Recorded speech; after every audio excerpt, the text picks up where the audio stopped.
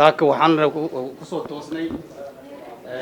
arrin ka dhacday wadada maaragtay isku xirta Carabiya iyo Mandera taas oo shil ka dhacay oo qarax waxaana wax ku noqday maaragtay oo dhaawac uu soo gaaray 13 qof saddexdaas 10 qofna waxa way saddex waa haween oo cunug yar oo gabar oo 3 sano ay ku jirto waxaana ku dhintay oo ku nafbaxay ilaa iyo 7 qof oo ay ka mid tahay haween aanu maleynay inay uur leedahay dadkii ayaga oo dhaawac soo gaaray 4 ka mid ah waxa way xaaladooda ma fiicna laba already waxay ku jiraan data ay ku jiraan dhaqaatiirta Allah tacaala hays labadii kalena wararkay kala joogaan stabilization aan ku hagaajinaynaa caawimaad aan u qaban karna hadda aan joogno waxa referral hadda Nairobi meel kale u hagaajinayn ma lahan waxaan mahad u celinayaa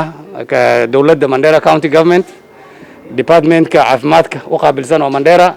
iyo dhaqaatiirta oo saaka si fiican u howlgaleen oo shaqada iyaga la qabteen waana mahadsan yihiin wixii anaga aan rabay oo isbitaalka anagana keenay waa 7